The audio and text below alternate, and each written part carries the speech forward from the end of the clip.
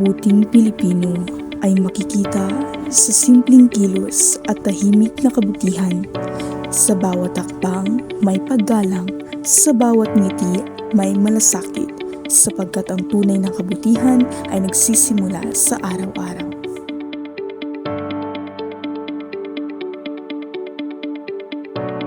Ang pagiging mabuting Pilipino ay hindi nasusukat sa laki ng pangalan, kundi sa liit na mga gawa na ginagawa araw-araw.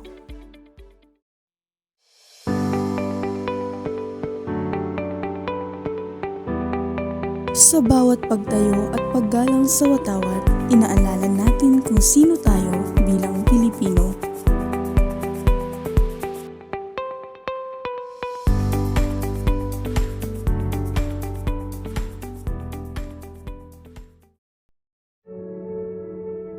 Bawat araw ay nagsisimula sa isang panata na mamuhay ng may kabutihan at pag-unawa. Ang mabuting Pilipino na may takot at pananampalataya sa Diyos. Lord, gabayan mo po ako sa araw na ito.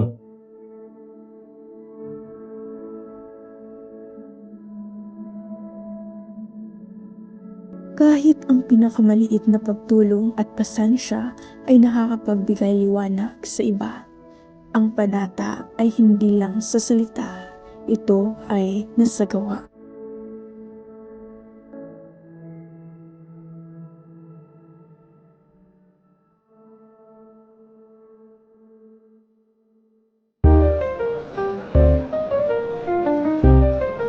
Ay, mauna ka na lang po. Salamat po. Disiplina at paggalang, mga ugaling maliit, ngunit may malaking epekto.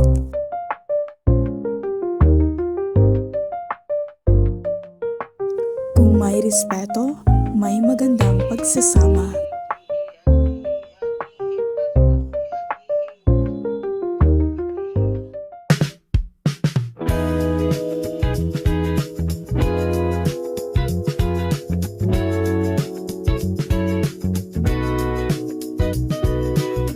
Sa bawat pagtutulungan, sa bawat paglilinis ng paligid, at sa bawat pagkakaisa, natututo tayong maging mabuting Pilipino. Ang pagiging mabuting Pilipino ay hindi lang sa salita, kundi sa gawa, sa maliit na aksyon na nagbibigay halaga sa kapwa at sa komunidad.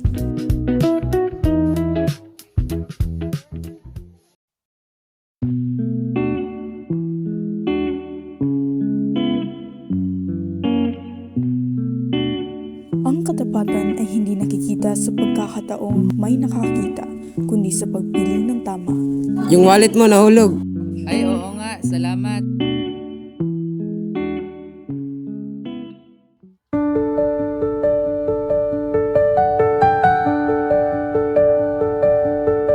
Ang paggalang sa kalikasan ay paggalang sa bayan.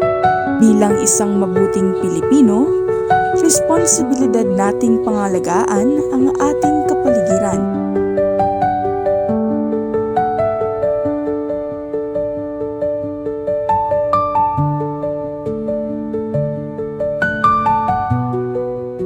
May nakakakita man o wala, gawin pa rin natin ang tama.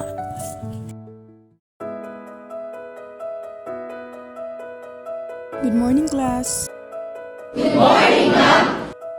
Ang paggalang ay ugat ng ating kultura. Dito tayo nakikilala. Good morning, Ma'am, Sir, and Faith. Bakit kayo?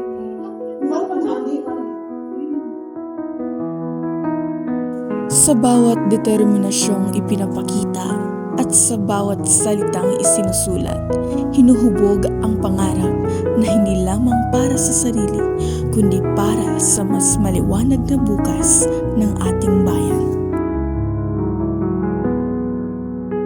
Sapagkat ang kinabukasan ng bayan ay nasa kamay ng kabataang nagsisikap, mga kabataang pinipiling maging responsableng mag-aaral ngayon upang maging mabuting Pilipino bukas.